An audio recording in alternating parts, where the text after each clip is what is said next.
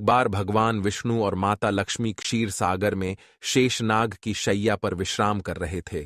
तभी विनता पुत्र गरुड़ उस स्थान पर आ जाते हैं और भगवान विष्णु तथा माता लक्ष्मी से पूछने लगते हैं, हे प्रभु, मैं पृथ्वीलोक का भ्रमण करके आया हूं।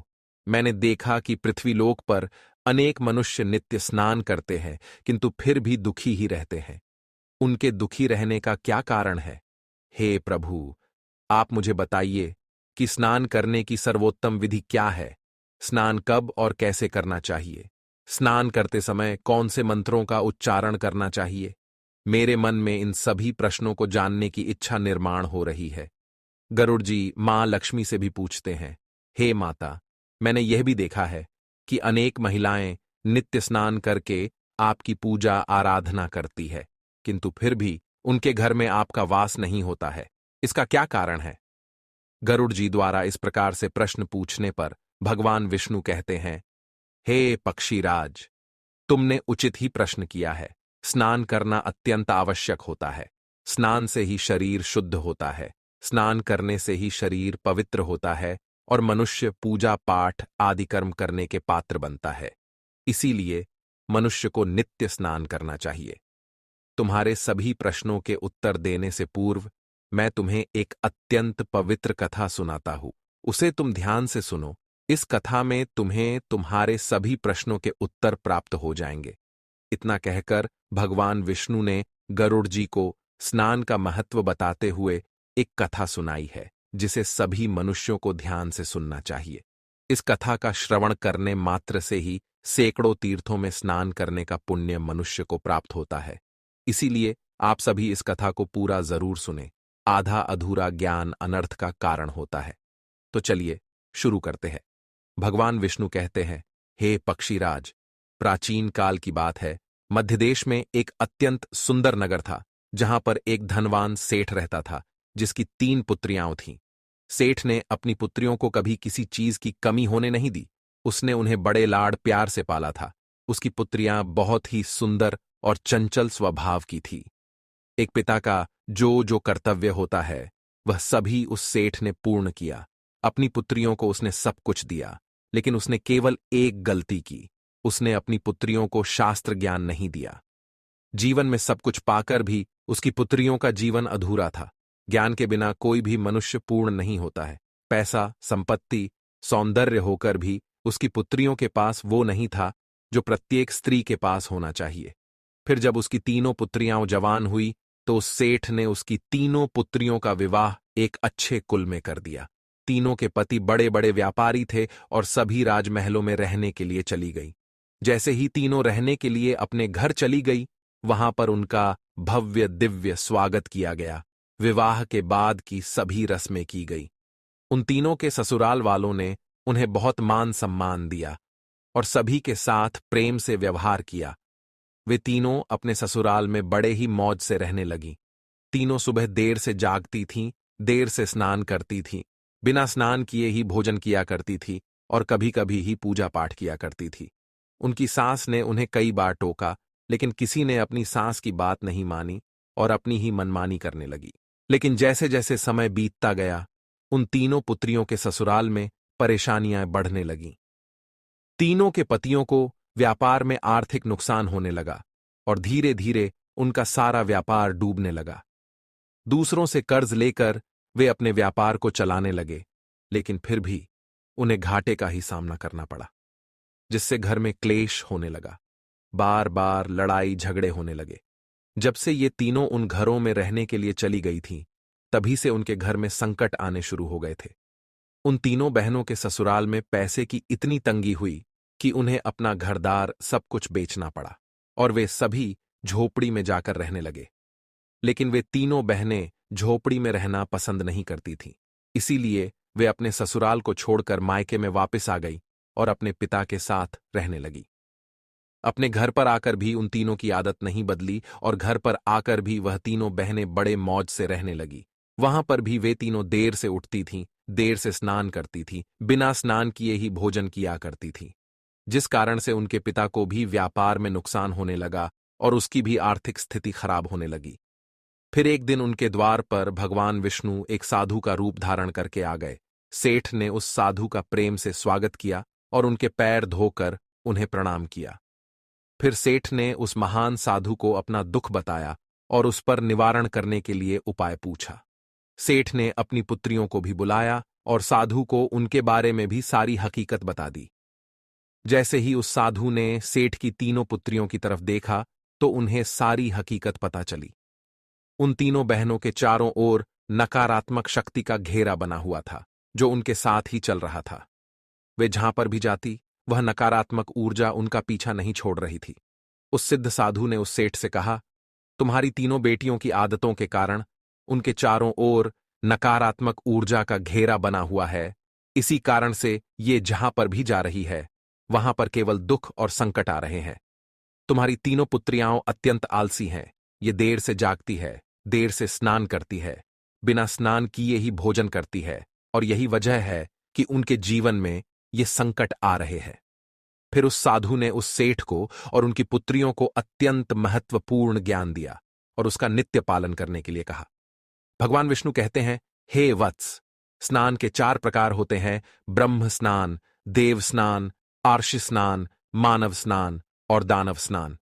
इन्हें समय के अनुसार वर्गीकृत किया गया है। शास्त्रों में ब्रह्म मुहूर्त में किए जाने वाले स्नान को सर्वश्रेष्ठ माना गया है। ब्रह्म मुहूर्त यानी कि रात्रि का अंतिम प्रहर और सूर्योदय से ठीक 1.5 या 2 घंटे पहले का समय होता है, यानी कि साधारणतः सुबह 4 से 5:30 तक का समय।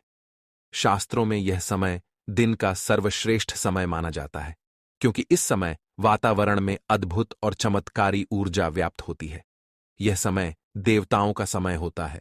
इस तरह देवताओं का स्मरण करते हुए ब्रह्म मुहूर्त में किए जाने वाले ब्रह्म स्नान को सर्वश्रेष्ठ स्नान कहा गया है। इस समय स्नान करने से और स्नान के तुरंत बाद सूर्य देवता को अर्घ्य देने से जीवन में सुख, समृद्धि और शांति आती है। दिन भर मनुष्य का तन और मन ताजगी और सकारात्मक ऊर्जा से भरपूर रहता है। ब्रह्म स्नान करने पर मनुष्य रोग तथा बीमारियों से दूर रहता है। उसका शरीर निरोगी और स्वस्थ रहता है। दूसरा है देव स्नान। सुबह 5 से 6 बजे के बीच किया जाने वाला स्नान देव स्नान कहलाता है। सभी पवित्र नदियों का स्मरण करते हुए किए जाने वाले इस स्नान को भी श्रेष्ठ स्नान माना जाता है। इस समय स्नान करने से मनुष्य के शरीर में सकारात्मक ऊर्जा का संचार होता है और सभी प्रकार की नकारात्मकता और बुराई शरीर से बाहर निकल जाती है। इस तरह देव स्नान के समय स्नान करने से तन के साथ साथ मन भी शुद्ध और पवित्र हो जाता है। इस समय पर स्नान करने से धन संपत्ति में वृद्धि होती है। मनुष्य को सभी भौतिक सुख प्राप्त होते हैं। सुबह सुबह जब आकाश में तारे नजर आते हैं उस समय के गए स्नान को ऋषि स्नान कहते हैं। यह भी श्रेष्ठ स्नान होता है। इस समय स्नान करने से मानसिक शांति मिलती है। तीसरा है मानव स्नान। सुबह 6 से 8 बजे के बीच में किया जाने वाला स्नान मानव स्नान कहा गया है। यह स्नान सूर्योदय के समय या सूर्योदय के ठीक बाद में किया जाता है। इस समय स्नान करना भी अच्छा माना गया है। शरीर में दिन भर ताजगी, स्फूर्ति और सकारात्मक ऊर्जा व्याप्त रहती है जो हमें किसी भी कार्य को करने के लिए उत्साहित करती है। किंतु मनुष्य को कभी सूर्योदय के 2 घंटे बाद स्नान नहीं करना चाहिए, अर्थात सुबह 8 बजे के बाद स्नान करना अनुचित होता है। इस समय वातावरण में व्याप्त दैवी शक्ति बहुत कम हो जाती है, इसलिए मनुष्य में उत्साह और ऊर्जा की भी कमी दिखाई देती है, जिससे वह दिन भर आलस का अनुभव करता है। पूरे दिन शरीर में सुस्ती सी रहती है और किसी भी काम में मन नहीं लगता है। सुबह 8 बजे के बाद स्नान करने से व्यक्ति के जीवन में दुर्भाग्य आता है। उसके शरीर में नकारात्मक ऊर्जा का वास होने लगता है। ऐसा मनुष्य जिस स्थान पर भी जाता है उसके साथ दुर्भाग्य चला आता है। तुम्हारी ये तीनों पुत्रियां सुबह देर से स्नान करती थीं, जिस कारण से उनके ससुराल की सारी संपत्ति नष्ट हो गई और अब तुम्हारी भी धन संपत्ति नष्ट हो रही है। सूर्योदय होने के बहुत समय बाद तक भी जो लोग स्नान नहीं करते हैं उनके मन में दिन भर क्रोध, राग, द्वेष, नकारात्मकता, कमजोरी और चिड़चिड़ापन बना रहता है, जिससे इनके काम में मुश्किलें आ सकती हैं। इसलिए प्रतिदिन ब्रह्म स्नान, देव स्नान, ऋषि स्नान या मनुष्य स्नान करने की सलाह दी गई है। प्रतिदिन इन पवित्र कालों में उठकर स्नान करके ईश्वर की पूरी श्रद्धा से आराधना, प्रार्थना और पूजा पाठ करने से तथा सूर्य देवता को अर्घ्य देने से हमारे तन के साथ साथ मन भी शुद्ध और पवित्र हो जाता है और हमारी बहुत सी समस्याओं का समाधान हो जाता है। हमारे अंदर से सभी प्रकार की नकारात्मकता दूर होती है और सुख समृद्धि का मार्ग खुल जाता है। संध्याकाल और रात्रि के समय अत्यावश्यक न हो तो बिल्कुल भी स्नान नहीं करना चाहिए। भगवान विष्णु कहते हैं, हे वत्स, अब मैं तुम्हें स्नान करते समय बोले जाने वाले अत्यंत महत्वपूर्ण मंत्र के बारे में बताने जा रहा हूं, इसीलिए तुम इसे ध्यान से सुनो।